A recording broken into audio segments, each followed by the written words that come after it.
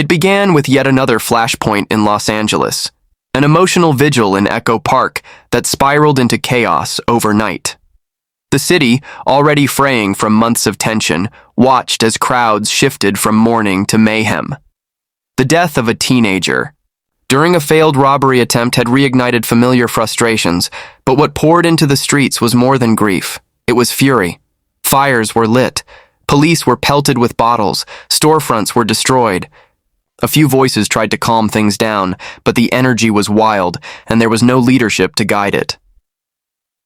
Then Governor Gavin Newsom took the mic.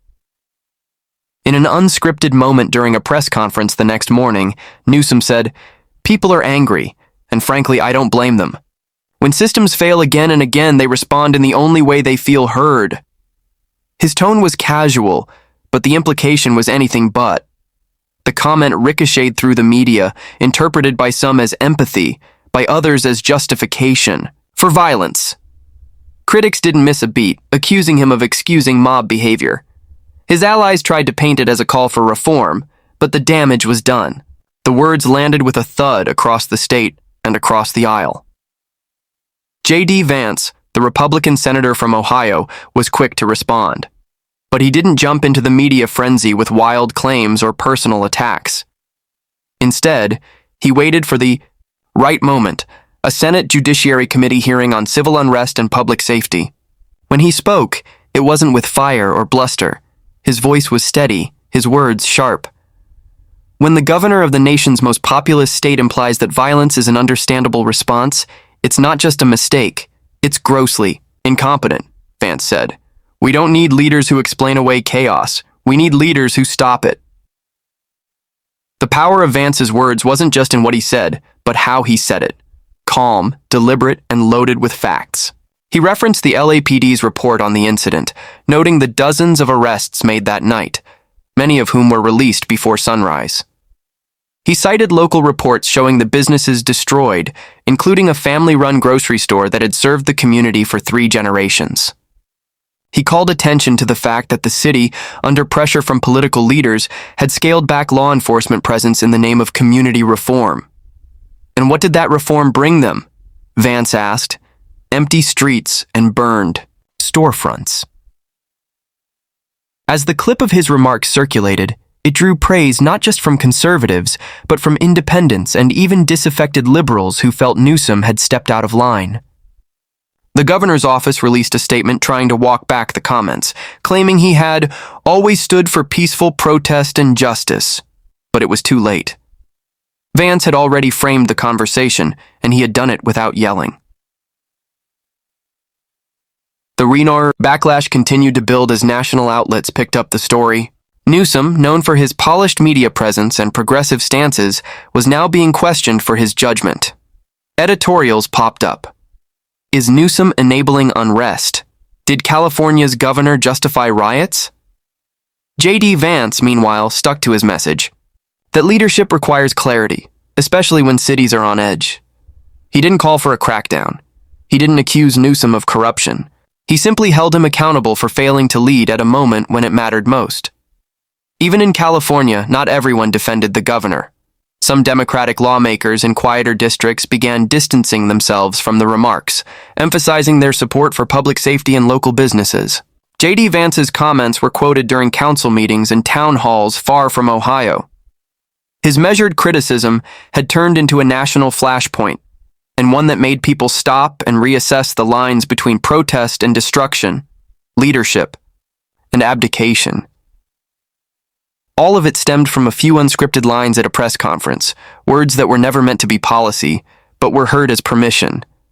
And J.D. Vance made sure they weren't forgotten. J.D. Vance didn't rush to social media, didn't release a flashy video, and didn't hold a press conference. Instead, he waited. When the Senate Judiciary Committee convened days after the violence erupted in Los Angeles, Vance saw his moment, not for spectacle, but for substance. Seated among his colleagues, he listened carefully as the conversation circled around civil unrest, police restraint, and the role of elected leaders during national moments of volatility. Then, when the microphone came to him, Vance spoke, clear, calm, but with unmistakable weight. His remarks began with a reference to leadership, specifically how elected officials bear responsibility not just for what they do, but for what they say. Words matter, he said plainly, especially when they come from a governor. Without raising his voice, Vance called out Gavin Newsom's comments during his now infamous press conference, where the California governor appeared, to justify the violent protests that consumed parts of Los Angeles. Newsom's statement, "People are angry, and frankly I don't blame them," was now playing on loop across major networks, and J.D. Vance used it as a pivot point. He didn't attack Newsom personally. He didn't paint broad strokes about Democrats or liberals. Instead, he focused like a laser on what he called a failure of judgment. "What message does it send?" Vance asked. "When the leader of California, a state already struggling with rising crime and crumbling trust in public institutions, tells people their anger justifies destruction?" The room was quiet. Unlike many who rely on outrage to deliver a point, Vance leaned into precision. He pointed out that no one denies the right to protest. No one argues that Americans shouldn't express anger when injustice occurs. But, he emphasized, there's a critical line, and when public officials blur it, the consequences are real. He cited statistics. LAPD arrests made during the protests were already being dismissed. Small businesses, particularly in minority communities, had suffered tens of thousands in damages, some uninsured, some unlikely to ever reopen. "This isn't accountability," Vance said. "This is abandonment." What made his speech particularly striking was that it wasn't filled with fire. It was filled with facts. He named specific neighborhoods, specific victims. He read a quote from a store owner in South LA whose windows were smashed after 20 years in the same location. The man said, "The politicians don't see us. They only see the politics." Vance nodded after reading it and looked around the chamber. They're tired, not just of crime, but of being used as props in a political argument that never benefits them. It wasn't just a takedown of Newsom. It was a wider critique of leadership that hides behind slogans and sound bites, while everyday citizens bear the cost. J.D. Vance framed Newsom's words as emblematic of a deeper disconnect, a pattern where elites preach empathy but excuse the destruction of communities they don't actually live in. The response was immediate. Clips of his comments began circulating on platforms that typically don't give airtime to Republicans. Independents and even some left-leaning commentators acknowledged the strength of Vance's approach, not just what he said, but how he said it. This wasn't about scoring points. It was about demanding standards. Standards that, in Vance's eyes, Newsom had violated with just a few reckless lines. During the hearing, Vance also addressed the broader implications of leadership gone astray. He raised concerns about what happens when Americans begin to believe that their elected officials no longer care about stability or safety. If they lose faith in leadership, they lose faith in the system, he warned. He spoke of the fragility of civil order, not in abstract terms, but as something built and sustained by the consistent example set at the top. When people in power act irresponsibly, the ripple effects don't hit them. They hit the people on the ground. By the end of his time, J.D. Vance had constructed a case not just against one comment or one governor, but against a style of leadership he believes is harming the country. He didn't need to shout to make it sting. He used Newsom's own words, played them back, and asked America to consider what kind of message was really being sent. The tone in the hearing room shifted dramatically the moment the testimonies began. Up until then, the discussion had been centered on policy, statistics, and political interpretation. But once the two small business owners from Los Angeles sat down and shared their stories, the conversation turned human and raw. One was a middle-aged woman, an immigrant from El Salvador, who had owned a modest clothing store in South Central LA for over 15 years. The other, a second-generation Korean American, ran a family-owned convenience store that had survived the COVID lockdowns, but not the chaos of the recent unrest. Their voices trembled, not from nerves, but from frustration. The woman described watching surveillance footage of looters breaking through her glass storefront, ransacking shelves, and leaving with thousands in merchandise. She had no insurance for riot-related damages, and her savings were wiped trying to board up the remnants. "I came here because America was supposed to be different," she said, her voice cracking. "Now I feel like no one protects us." J.D. Vance watched closely. He didn't interrupt. He didn't look away. His expression was calm but heavy. When it was his turn to respond, he didn't begin with policy. He began by addressing her directly. "You deserved better," he said simply. "This should never have happened to you." He then turned his attention to the broader issue, how political rhetoric has consequences that go beyond headlines and hashtags. Without naming Newsom at first, he questioned the culture of permissiveness that, in his words, absolves lawlessness under the excuse of understandable outrage. He referenced the statements made by the California governor, describing them as a slap in the face to every business owner who had their livelihood torn apart in a matter of minutes. "You can't sympathize with criminals and expect law-abiding citizens to feel protected," Vance said, tapping the table lightly for emphasis. He then asked the immigrant store owner what kind of response, if any, she had received from local or state officials. "None," she replied. "No visit, no letter, nothing." Her voice had no anger in it anymore, only resignation. The committee room fell completely silent, the weight of her words cutting deeper than any partisan exchange had earlier. Vance didn't exploit the moment. Instead, he used it to make a deeper point.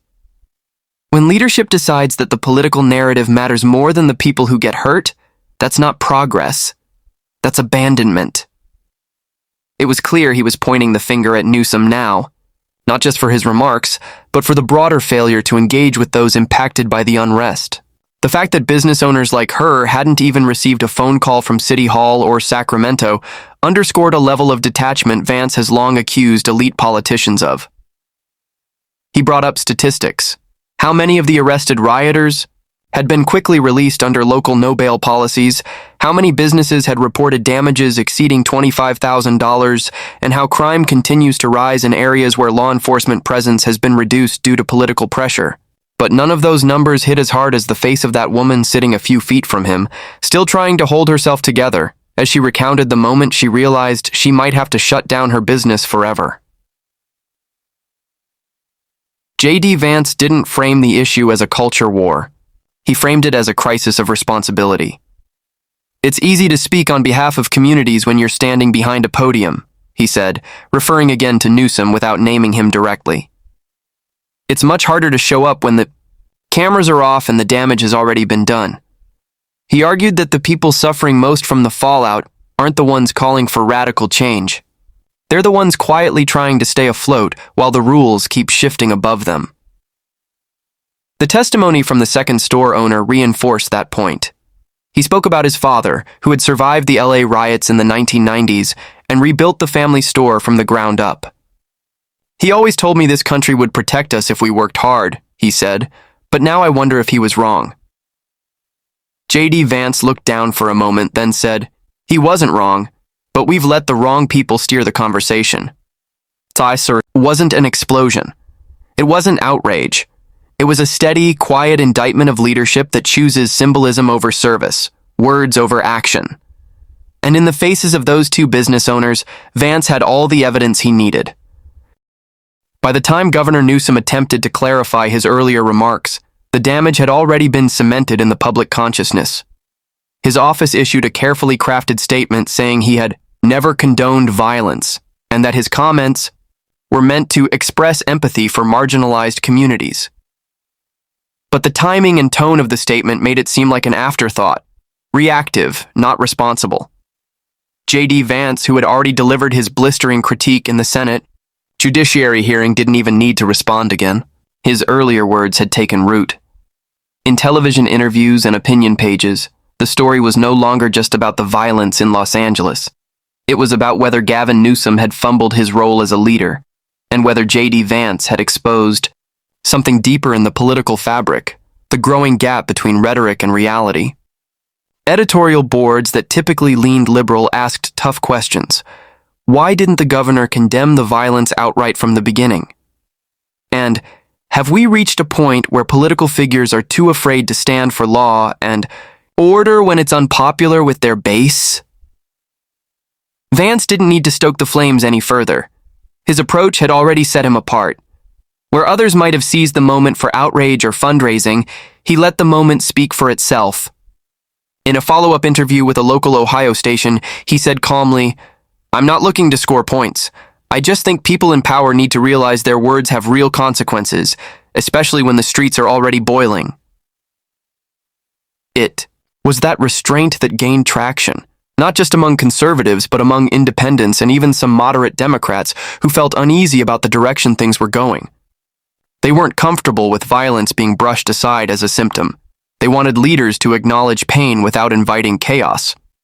J.D. Vance had drawn a clear line, and Newsom had appeared to cross it. A town hall in Orange County days later reflected that shift. Voters weren't quoting J.D. Vance, but they were echoing his arguments. One attendee, a longtime Democrat, said, "We can't let political talking points override public safety." Another resident, a local school board member, told the crowd, "It's not about left or right anymore. It's about who actually protects people when things go wrong." Newsom's defenders tried to reframe the narrative.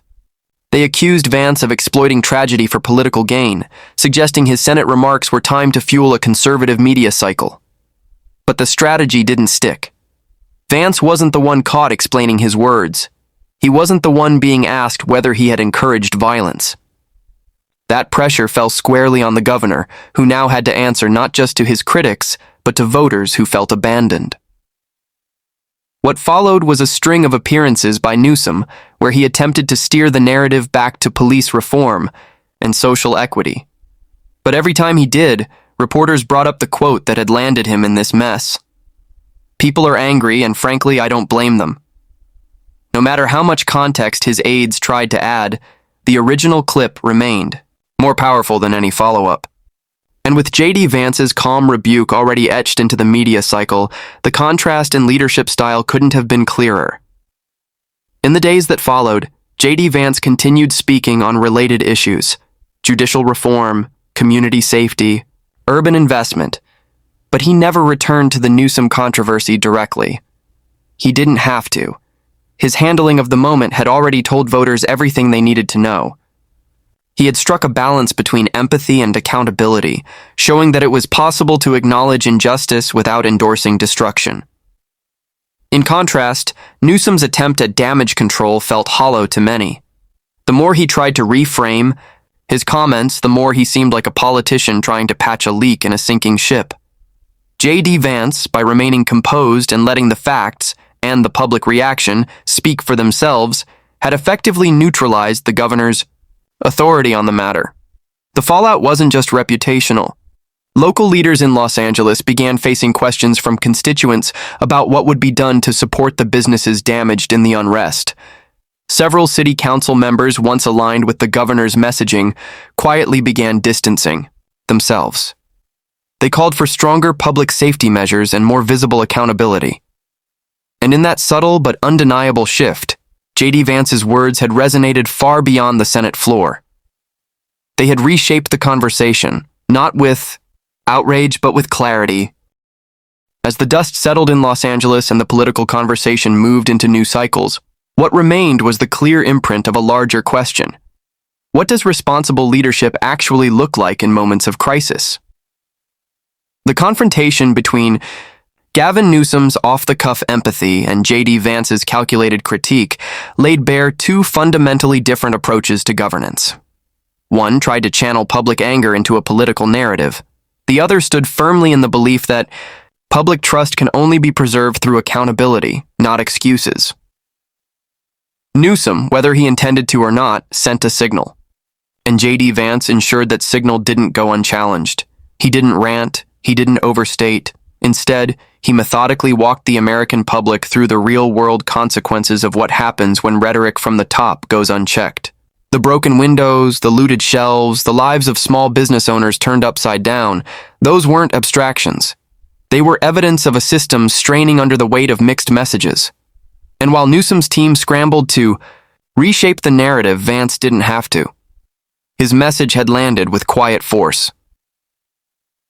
In the broader landscape of American politics, this moment served as a stark contrast between performance and principle. Vance wasn't interested in turning the unrest into a culture war flashpoint. He simply asked the questions that many citizens were already whispering behind closed doors. Who's protecting us? Who's speaking for the people who follow the law, pay taxes, and ask for little more than peace and stability in their neighborhoods? His response struck a nerve because it offered something increasingly rare: clarity. Not ideological grandstanding, not partisan chaos. Just a firm insistence that leadership requires more than emotional alignment. It requires discernment, restraint, and most importantly, the courage to tell the truth even when it's uncomfortable. And perhaps that's why the moment stuck. Not because J.D. Vance destroyed Gavin Newsom with a soundbite, but because he reintroduced a basic standard: words have weight. Leaders must be more careful with theirs, especially in cities already teetering on the edge. The public doesn't need more dramatic speeches or clever slogans. They need reassurance that someone in power still remembers their obligation is to the governed, not the narrative. In the end, J.D. Vance didn't just shut down Newsom's statement, he reframed the entire discussion. He reminded the nation that empathy without responsibility isn't compassion, it's abandonment. And in doing so, he reasserted something far more powerful than any viral clip: that leadership, when stripped of ego and spin, is still rooted in duty.